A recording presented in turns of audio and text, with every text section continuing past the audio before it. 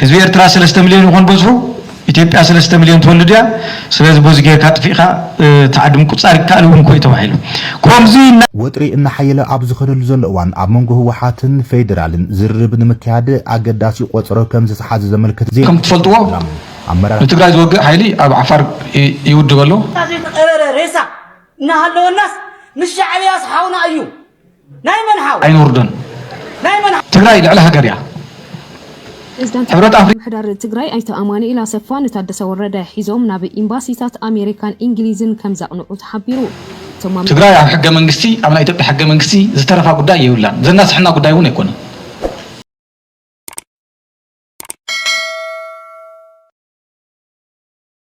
ፕሬዝዳንት ጊዜያዊ መምሕዳር ትግራይ ኣይተ አማኑኤል አሰፋ ንታደሰ ወረደ ሒዞም ናብ ኤምባሲታት አሜሪካን እንግሊዝን ከም ዘቕንዑ ተሓቢሩ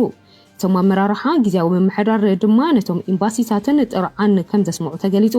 ቀዳማይ ነገር መንግስቲ ፌደራል ናብ ትግራይ ዝግበር በጀት ከልኪልና እዩ ድሕሪ ምባሎም ነዳዲ ተኸልኪልና ትእምት ዝተባሃለ ትካልውን ሒሳብ ቁጽሩ ከይንቀሳቀስ ከም ዝተገበረ ገሊጹ ስለዚ ሕጋውነትና ይመለስ እንድሕር ዘይኮይኑ ድማ ውዕሊ ፕሪቶሪያ ይፈርስ ከም ዘሎ ክትፈልጡልና ይግባእ ዝብል ሓሳብ አቅሪቦም ንመሬት ትግራይ በሓይሊ ሒዞም ዝርከቡ ወረርቲ ሓይልታት ይውጹልና ሕገ መንግስታዊ ግዝኣት ናብ ዝነበሮ ይመለስ ክብሉውን ገሊጾም ክልቲኦም ኤምባሲታት ድማ ፕሪቶሪያ ማለት እኮ ዕጥቂ ምፍታሕ ምስካሊ ሃገር ርክብ ዘይ ምግባር ንሕገ መንግስቲ እዛ ሃገር ምግዛእ እዩ ምስበሉ ንስኹም እኮ ኮማንዶታት ተመረቑ ዝተቀበረ ከበቲ መሳርያ ሒዝኩም ተንቀሳቀሱ ከም ዘለኹምን ምስ ስርዓት ኤርትራ ተሰሊፍ አንጻር ኢትዮጵያ ተሰርሑ ከም ዘለኹም መንግስቲ ፌደራል በተደጋጋሚ ይገልጽ ከም ዘሎ መልሲ ሂቦም ብነበር ፕሬዝዳንት ጊዜያዊ መምሕዳር ትግራይ ኣይተ ጌታቸው ረዳ ዝምራሕ ውድብ ስምረት ሓዊሱ ብዙሓት ፖለቲካ ፓርቲ ከይንቀሳቀሱ አጊድኩም ይኹም ዝብል حسابون كابتوم إمباسيتات قريبو دحر حزي كم قدم نخيكون يخእል እዩ እቲ ዝጠቀስናልኩም በህጹጽ ደው አብሉ ዝበሉ ኮይኖም እዚ ምስትገብሩ ኢና ምስ መንግስቲ ኢትዮጵያ ክንደራደረኩም እንخእል ኢሎም መልሲ ከም ዝሃብዎም እናተገለጸ ይርከብ ታዚ ተቀበረ ሬሳ እናሃለወ الناس مش شعبيا صحاونا እዩ ናይ መንሓው ወደይ ባልተስ ዓመት ዝደብር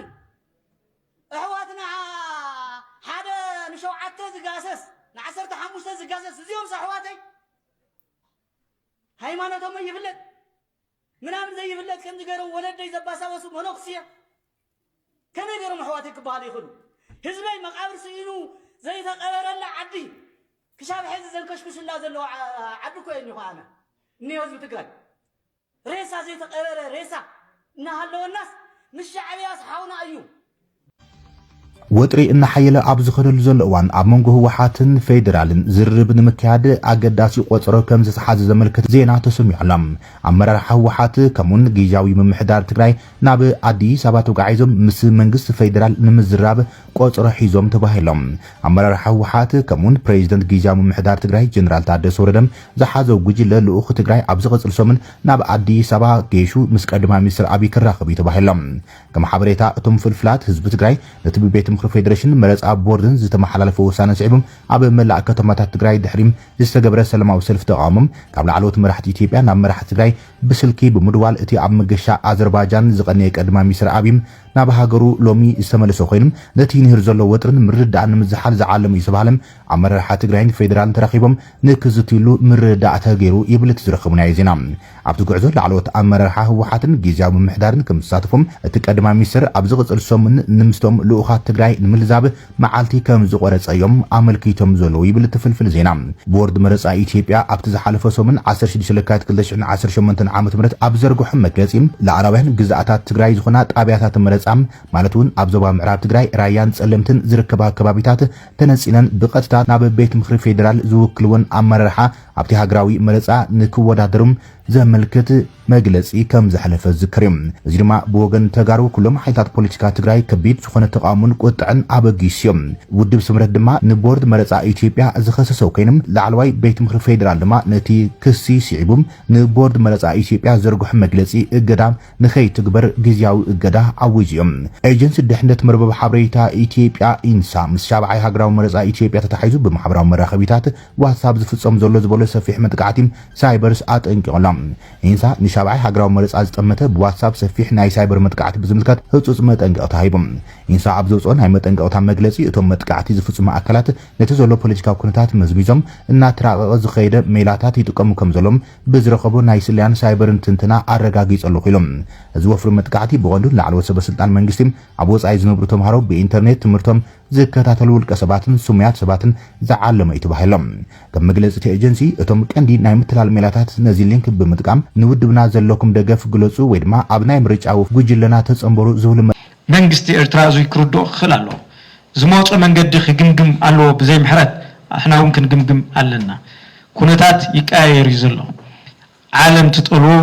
ፖለቲካዊ ልዝብ ክንገብር ክንክእል ኣለና ናይ ህዝብታት ረብሓ ኣጉምት ክንእቱ ኣለና ወዮ አንዚዝና እንደንዚዝና እንበርኮ ጆኖሳይድ ህዝቢ ኤርትራ እውን ተኣውጅ እኮ ህዝቢ ኤርትራ 3 ሚሊዮን ይኾን በዝሑ ኢትዮጵያ 3 ሚሊዮን ትወልድ እያ ስለዚ በዚ ጌርካ ጥፊኻ ተዓድም ቁጻር ይከኣል እውን እኮ ተባሂሉ ከምዚ እናተባሃለ እናተዘረብካ እንታይ ኢኻ ትገብር ዘለኻ እዚ ስርዓት እዚ ከዓ ብባህሪኡ ዘይቀየራ ነገር ዝገብራ ይዛረባ በቃ ይሕብል ጭፍጭፎኩም ይኸጥፎኩም ይብል ይጭፍጭፍ ኖታት ትበኺያ ይኽን ይብል ይብኪ እዛ ኣጥፎኩም ይብል ዓይን ብጨው ዝሓፅፈ ስለዚ እንታይ ዓዚሙ ከም ዝሓዘና ኣነ ክርደኒ ኣይከኣለን ሓደ ዓብዪ ነጥቢ ክስተኻኸል ዘለዎ እውን ዝመስለን ብቐፃሊ እውን ናይ ደቂ ኣንስትዮ ጉዳይ ትክክል ኣብዚስ የለን እዚ ክንሰርሐሉ ዘለና ይመስለኒ ናይቲ ውግእ ናይቲ መከራ ናይቲ ዓፅቦ ዳርጋ 80% ሽከማ ሰኔን ግን ኣብ ምፍትሑ ኣወዳት ጥራሕ ሰኡን ጥራሕ እናተጓየና ብዙሕ ግዜ እዚ ክድገም ዘለዎ ይመስለንን ክንሰርሐሉ ዘለና ይመስለኒ ብስሩ እውን ፀገም ተልዩ እውን ወሪድና ክንሪኦ ዘለና ኢለ ዝሓስብ ካብኡ ዝርከብ ክንጅምሮ ከለና ናይ ህዝብታት ልኡላውነት ተዓንቶ ዝበልክዋ መትከል ብዘይ ሸራርፍ እዩ ንሕና ኣብ ናይ ኤርትራ ጉዳይ ኣብ ናይ ኤርትራ ልኡላውነት ዋላ ሓንቲ ሕቶ የብልናን ከምኡ ኢልና እናሃለና ኣብ ዓድና ሒዝና ረብሓ ህዝብታትና ክነረጋግፅ ንኽእል ኢና ንኣምን ስለዚ ከኣል እውን ማለት እዩ ስለዚ ኣብዚ ነፍቲን ፀገም ክፈጥር ዝኽእል ጉዳይ ብጥንቃቐ ክትሓዝ ዘለዎ ይመስለኒ ህዝቢ ኤርትራን ህዝቢ ትግራይን ብብዙሕ መንገዲ ከም ዝዛመድ ፍሉጥ እዩ ብቋንቋ ዝዛመደሎ ሳሆለና ኩናማ ኣሎ ትግርኛ ኣሎ ካልኦትን ኩሉ ይኽእሉ እዚ ከም ዘለዎ ቅቡል ጌርና ንልኡላውነትን ነቲ ኣብኡ ዘሎ ፖለቲካዊ ኩነታት ፀገም ክፈጥር ዝኽእል ኩነታት ክንሰርሕ ኣለና ብወገን ንሱ ዘለዎም ክጥንቀቑ ኣለዎ እዚ ዓብዪ ጥንቃቐ ዘልዮ ይመስለኒ ነቲ እቶም ሓደ ሓደ ሊቃን ዝገብርዎ ዘለዉ ምንቅስቃስ ግን ኩናት የውግዝ እየ ይብሉ ዘውግዝ እንተኮይኖም ንብልፅግና ዘየውግዝዎ ንሕና ድና ኩናት ናይ ነጋሪት ኩናት ንወቅዕ ዘለና ናይ ትግራይ መራሒ ኢኹም ዝገብር ዘሎ ንሕና ድና ክንወርር ኢና ንብል ዘለና ኣብ ትክክለኛ ናይ ሰላም ድሌት እንድሕር ኣልዮም ተፀየፍቲ ውግእ እንድሕር ኮይኖም መን ይውግእ ዝብል ዘሎ ብልፅግና ኣይኮነን ተተሓዚሎሞ ዘለዎ ስርዓት ኣይኮነን ኣብ ዝባን ብልፅግና ተሓዚሎም ናብ ትግራይ ከኣቱ ስልጣን ዝርአዮም ዘለዉ ሰባት ኣይኮኑ ከምዚ ዝበለ ላግፂ ንዝኾነ ህፃን ዘየእምን ተራእዩ ይፈልጥ ውግእ ዘይንደልማ ንሕና ኢና ኣብዚ ዘለና ውግእ ፈሪሕና ኢና እኮ ምሕዝነት ንፈጥር ዘለና ሰላም ፀሚእና ኮይና ንሕና ትናይ ትማሊ ስምዒት ክኢልናዮ ትዛዓበየ ጅግነት ንሱ እዩ ትትማሊ ተገበረ ንብልፅግና ውቃብ ክነርው ኢልና ናይ ብልፅግና መሳርሒ ክንኮን ፍቃደኛታት ኣይኮንና ስምዒትና ኢና መሓዲርና ኣብዚ ዘሎ ኢሞሽናል ኢንቴሊጀንስ ንምንታይ ኢና ኣፕሪሼት ዘይንገብሮ ትዛዓበየ ጅግነት እውን ትዛዓበየ ንቕሓት እውን እዚ እዩ ዝመስለኒ ስለዚ ብሽም ውግእ ይንደልን ንህዝቢ እናታለሉ ህዝብና ውግእ ስለ ዘይደሊ እዚኣቶም ፀመቕቲ ውግእ ፀለመ ኣይኮነ ግዛዕ ኣይኮነ ኩልኩም ትፈልጥዎ ኢኹም ኣይኮነ ነዚ ዘለኹም ህዝብና እውን ይፈልጦ እዩ ሎም ህዝብና ናብ ሓደ ዝመፅእ ዘሎ ቀስ እናበለ መን የደናግረሉ እናተረድኦ ስለ ዝኸደ እዩ ስለዚ እቲ ምሕዝነት ፀረ ውግእ እዩ ኣብ ምሕዝነት ዘለና ኢና ፀረ ውግእ ሰላም ዝፀመና ንሳቶም ኣይኮኑን ንሳቶም ፀመቕቲ ውግእ እዮም ዝብሉ እውን ክስመረሉ ኣለዎ ካብኡ ተሓድነትና ኣይኮነን ኣብ ናይ ፅንተት ሓደጋ ዘሎ ህዝብስ ኣብ ተራ ውግእ እውን መንግስታት ሓድነት እናፈጠሩ ህዝብታት ሓድነት ንሕና ወይ ዘለና ተጋሩ ስለ ሕጊ ንዘራረብ ፀገም የለን ኣብ መንጎ ተጋሩ ተኮይኑ ሕገ መንግስቲ ጥሒሱ እኮ ንህዝቢ ትግራይ ፅንተት ፈፂሙ መዓት ዕስለ ዓድታት ኣምፂኡ እኮ ንህዝቢ ትግራይ ንወይኑ ነፂሉ ክንደይ ግፍዒ ፈፂሙ ሕጊ ክኽበር እንድሕር ኮይኑ ትናሽዑ ስሕተት እውን ክስተኻኸል ነይርዎ ሕዚ እውን ዘሎ ውዕል ክኽበር ነይርዎ እቲ ዘሎ ውዕል ከም ትፈልጥዎ ንትግራይ ዝወግእ ሓይሊ ኣብ ዓፋር ይውድብ ኣሎ ኩሎም ኣገልግሎታት ዳርጋ ደው ኣቢልዎም እዩ